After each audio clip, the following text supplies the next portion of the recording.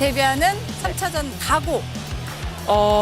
일단 1승, 2승 오늘 또 간절하게 했기 때문에 저희가 있습니다. 네. Hai gengs, balik lagi di Fin Station. Apa kabar semuanya? Baik? Nah, ini adalah request paling banyak dari video sebelumnya, dimana tidak lengkap katanya kalau kita bahas Goejin tanpa bahas asisten cantiknya, yaitu Lee Sukja. Ini kan yang kalian mau?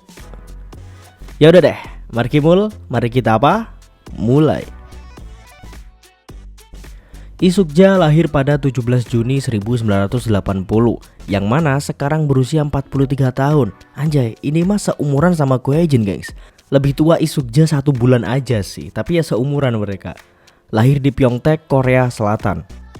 Awalnya kedua orang tua Lee Sukja menamainya Lee Ji-hye. Namun karena kakeknya dengan keras kepala bahwa cucu putrinya harus ada unsur nama putranya dalam tanda kutip, sehingga diubahlah menjadi Lee Sukja. Dia juga punya nama Jepang yaitu Yoshiko. Nah gitu tuh singkat ceritanya. Mimin kasih tahu di awal aja ya, kalau Lee Sukja udah punya 2 anak cewek, gengs. Jadi doi udah menikah pada tahun 2010 yang lalu. Udah lama banget, Mimin masih SD tuh di tahun itu. Jadi gak usah banyak berharap Lee Sukja udah nikah dan kita cuma bisa mengaguminya aja. Lee Sukja dulu saat masih aktif sebagai pemain berposisi sebagai setter dan bertinggi badan sekitar 173 cm. Bisa dikatakan Lee Sukja memiliki darah voli dari ayahnya, gengs. Karena ayahnya saat di sekolah menengah adalah atlet voli juga. Ya meskipun beliau tidak meneruskannya sebagai atlet profesional. Sementara itu Lee Sukja diketahui memulai karir volinya sejak duduk di bangku sekolah dasar. Ya meskipun awalnya dia masih pelin-pelan dengan posisinya, namun sepertinya dia mulai yakin dengan posisi setter saat masuk ke SMP Putri Eunhye pada periode 1993-94 sampai 1995-96. Sejak SMP, bakat Lee Sukja udah sangat terlihat. Terbukti dengan dirinya terpilih untuk membela timnas junior kala itu. Gak hanya itu, tentunya berbagai kejuaraan tingkat sekolah menengah juga pernah dilakoni oleh Lee Sukja. Sorry banget ya, footage-nya sangat sedikit dan video rata-rata juga masih burik. Mohon dimaklumi. Setelah dari SMP, Lee Sukja melanjutkan pendidikannya masih di yayasan yang sama, yakni SMA Putri Eunhye dari tahun 1996-97 hingga 1998-99. Di SMA, Lee Sukja juga masih terpilih untuk membela timnas. Disebut bahwa Lee Sukja adalah bintang yang menjanjikan di antara pemain-pemain sekolah menengah lainnya. Terbukti dia masih menjadi andalan di timnas junior, bahkan sampai senior. Karena prestasinya tersebut tanpa harus usaha yang lebih gitu ya, dirinya terpilih untuk membela satu tim raksasa Korea setelah lulus SMA. Tim tersebut adalah Suwon Hyundai ENG Green Fox pada tahun 1988 yang sekarang kalian lebih mengenalnya dengan Hyundai Engineering and Construction Hill State. Bahkan waktu itu Lee Sukja dijamin ya mendapatkan posisi starting yang kokoh nih dalam tanda kutip, serta diprediksi memiliki masa depan yang cerah dengan peluang perjalanan karir yang sangat mentereng. Wah banget lah pokoknya. Terlebih memang saat itu ya kelemahan dari Hyundai adalah posisi setter, sehingga Lee Sukja sangat diuntungkan. Namun ya sialnya tepat sebelum bergabung dengan Hyundai, sebuah klub bernama SK Chemicals dibubarkan. Kok ya kebetulan SK Chemicals memiliki setter kelas dunia yang namanya udah wah banget seantero Korea. Namanya Kang Hye-mi. Mungkin sekarang kayak Yeom Hae-sun gitu deh. Karena secara skill pemain ini gokil, gengs. Terlebih usianya juga masih muda. Nah, setelah dibubarkan SK Chemicals, Kang Hye-mi ini langsung bergabung dengan Hyundai. Duar. Ya kalian tahulah artinya apa ya. Berarti posisi Lee Sukja sangat terancam ya. Lihatlah betapa Tuhan segampang itu membalikkan nasib manusia, gengs. Lee Sukja yang ditinggi-tinggikan sebelumnya harus menerima kenyataan bahwa posisinya bahkan sangat tidak diuntungkan hanya dalam hitungan hari sebelum dirinya bergabung ke Hyundai. Ya sehebat apapun kemampuan Lee Sukja ya, Lee Sukja masih seorang pemula dan tidak bisa sama sekali dibandingkan dengan Kang Hye-mi saat itu. Dan berkat hal itu Lee Sukja harus menjadi cadangan di bawah Kang Hye-mi selama kurang lebih 6-7 tahunan loh. Seperti yang Mimin bilang, Kang Hye-mi ini masih muda. Saat pertama kali dia datang ke Hyundai, dia masih berusia 24 tahunan. Jadi makin susah banget. Isukja merasa sebel banget sebenarnya. Dirinya yang udah masuk timnas sejak SMP justru menjadi pemain yang hampir tidak dimainkan di klubnya. Dan gak hanya satu pertandingan loh, tapi bertahun-tahun lamanya. Biasanya sih jika pemain tidak dimainkan dalam 5 tahun ke atas, rata-rata mereka akan hengkang gitu aja. Tapi Isukja tidak, dia tetap bertahan dan menunggu waktunya datang. Semua akan indah pada waktunya. Di sisi lain, di kubu Hyundai, meskipun diisi setter sekelas Kang Yemi, namun performa Hyundai bahkan terhitung buruk selama 4 musim berturut-turut. Singkat cerita, pada tahun 2004 ada sebuah kejadian unik di mana 3 pemain veteran dari Hyundai memutuskan untuk pensiun dini, dan salah satunya adalah Kang Yemi. Tentu ini adalah sebuah peluang yang datang dengan cara yang tidak disangka oleh Isukja. Penantian selama kurang lebih 6-7 tahun akhirnya membuahkan hasil, di mana dia hanya menjadi pemanas area pemain pengganti. Akhirnya dirinya mendapatkan kesempatan dan menjadi starter bersama Jong Tae-yong dan Han Yumi. Mereka menjadi pusat perhatian di kala keterpurukan tim. Sebagai catatan, Isukja masih sering mendapatkan panggilan timnas ya, meskipun gak banyak mendapat menit bermain, di klub terutama. Tren negatif Hyundai selama bertahun-tahun lamanya akhirnya mulai membaik. Dan pada musim 2006-2007, Isukja bahkan mengantar Hyundai finish di posisi ketiga musim reguler dan runner up di Piala Kejuaraan. Kalau sekarang sekelas Piala Kovo gitu deh. Dan musim tersebut adalah musim terakhir Isukja di Hyundai. Statusnya sebagai pemain adalah bebas transfer. Tidak diperpanjang di Hyundai pada musim 2007-2008, Isukja bergabung dengan GS Caltex bersama Jong Tae-yong. Sejak itu pun GS Caltex adalah tim yang menakutkan, gengs. Kerjasama Isukja dan Jong Tae-yong ini sangat berkelas. Dengan ini, pada musim tersebut ya, bahkan GS Caltex berhasil meraih gelar juara pertama mereka di V-League. Pada musim 2009-2010, Isukja menjabat sebagai kapten tim menggantikan Jong Tae-yong yang sedang cuti hamil. Dan dengan ajaib berhasil memimpin GS Caltex dalam 14 kemenangan beruntun langsung. Di musim ini sebenarnya kontrak bersama GS Caltex habis dan kembali menjadi pemain bebas transfer nih statusnya. Namun dirinya kembali berhasil memperpanjang kontrak dan bertahan di GS Caltex. Nah, di tahun 2010, tepatnya di bulan Mei, Isukja memutuskan untuk melepas masa lajangnya dan menikah dengan Lee Tae-jin. Suaminya ini bukan atlet, tapi yang unik dia memiliki tanggal lahir dan tahun lahir yang sama persis dengan Isukja, yakni 17 Juni 1980. Kok bisa tepat banget gitu ya? Musim 2011-2012, Han Song-yi masuk ke GS Caltex dan menjadi partner Isukja di tim. Keduanya pun menjalin persahabatan yang sangat erat. Pada tahun 2012 disebut adalah masa kejayaan dari Isukja, di mana dirinya kembali masuk ke timnas dan membela Korea di Olimpiade London 2012. Dia berperan besar dalam membantu Korea melaju hingga babak semifinal setelah sekian lama Korea tak melaju sejauh itu, di mana nama Isukja mulai banyak diperbincangkan. Di musim ini juga GS Caltex kedatangan pemain muda yang sekarang kalian kenal sebagai Sokep. Yap, Lee So-young. Jadi dulu Isukja, Lee So-young dan Han Song-yi itu satu tim, gengs. Nah, jadi saat di GS dulu sempat pelatih Cha Sang-hyun melatih GS sebelum akhirnya beliau keluar dan kembali ke GS lagi. Nah, dulu saat di GS dia juga pernah melatih Isukja. Fun fact, pelatih Cha Sang-hyun dulu pernah mengatakan kepada Isukja bahwa jika dia bisa menciptakan service ace maka akan diberi 100.000 won. Dan faktanya sejak itu Isukja juga sering menciptakan service ace. Kekuatan uang emang sekuat itu ya.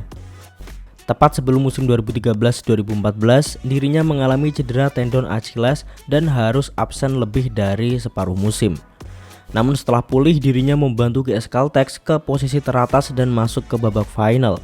Di babak final, GS Caltex pun berhasil mengalahkan AIBK dan menjadi juara untuk kedua kalinya. Setelah musim 2013-2014 berakhir, Isukja mengumumkan pengunduran dirinya karena dirinya hamil anak pertama. Masa pensiun Isukja ini juga terbilang adalah masa pensiun dini karena pemain seperjuangannya seperti Jong Tae-yong juga masih bermain saat itu. Nah, di tahun yang sama yakni 2014, gak lama atau setelah beberapa bulan aja setelah dirinya pensiun, Isukja muncul sebagai seorang komentator. Waktu itu dia menjadi komentator Piala Ansan World Cup atau Piala Kovo 2014. Katanya sih saat itu dirinya sangat gugup ya, sehingga tangan berkeringat dan kaki pun gemetaran. Namun ya Lee Seok-ja berhasil melewati itu dan tampil dengan sangat baik. Barulah kemudian acara pensiun Lee Seok-ja diadakan pada 3 Januari 2015 di Pyeongtaek Icheong Gymnasium saat pertandingan terakhir antara GS Caltex melawan KGC.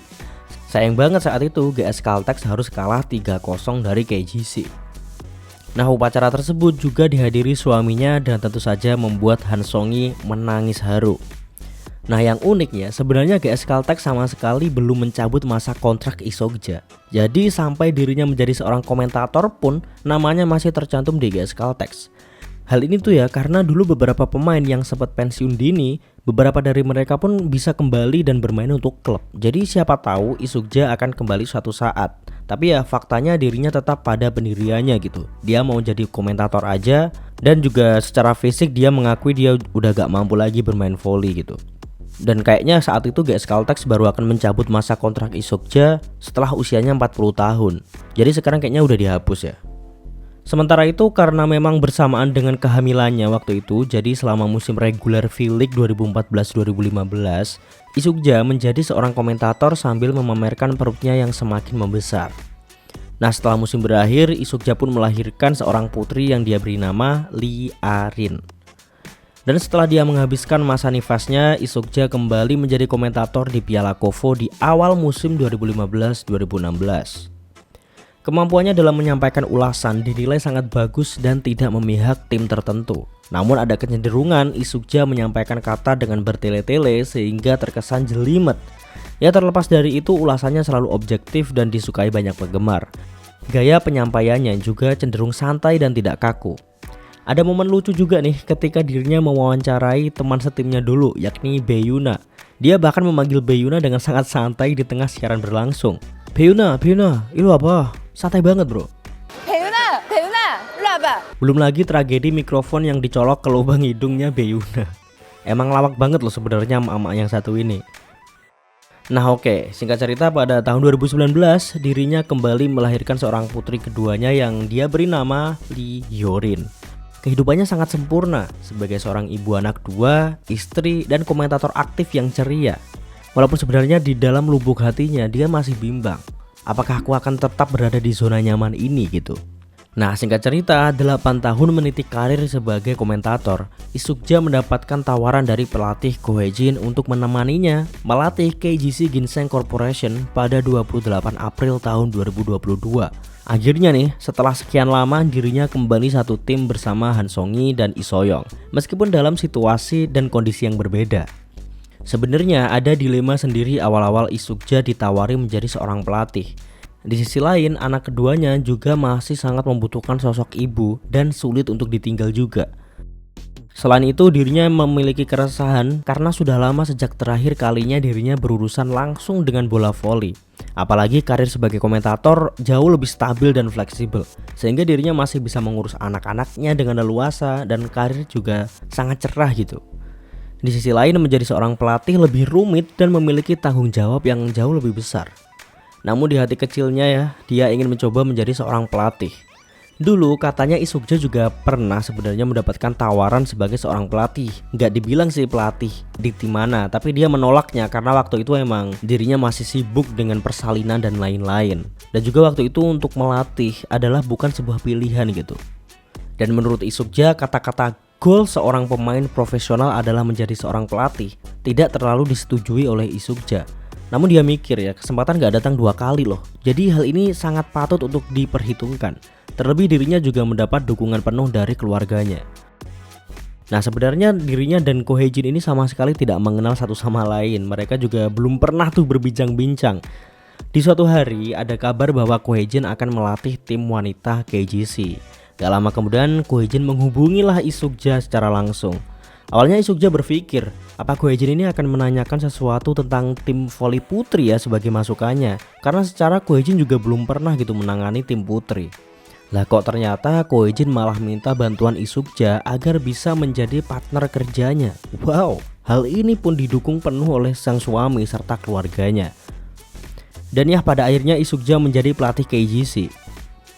Posisinya dulu adalah setter ya, jadi dirinya akan lebih fokus ke setter di Red Sparks. Ya meskipun begitu, Isukja akan tetap menaruh perhatian di semua pemain tanpa terkecuali.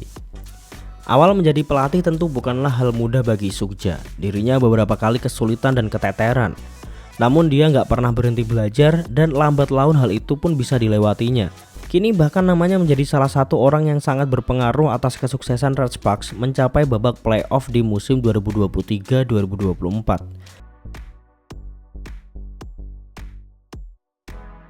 Sukses terus ya tante.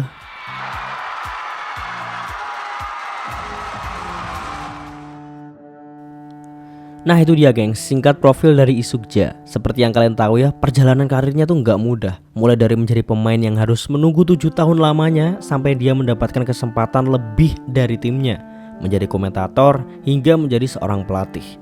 Banyak pesan dan nilai sebenarnya yang bisa kita dapatkan dari seorang Isukja. Kesabaran, kekonsistensian, perjuangan tanpa lelah, tanggung jawab, dan kemandirian. Mantap kali bah. Jadi siapa tahu nanti Bung Toel mau jadi pelatih timnas, ya bisa-bisa biar nggak nyinyir doang ya, waduh. Oke deh gengs, sekian dulu aja dari Mimin. Terima kasih semuanya, sorry kalau nggak memuaskan dan footage-nya juga nggak relate, bahkan lebih banyak foto-foto. Sorry banget karena footage-nya emang sangat langka banget dari Isukja ini. Dan ya sekali lagi Mimin mau terima kasih, sampai jumpa di konten-konten selanjutnya. Bye bye. I know you told your friend you're not okay. And tell me what's wrong and why you never said you felt that way. And guess you're trying to stay strong and fake a smile until I look away. But I've known you too long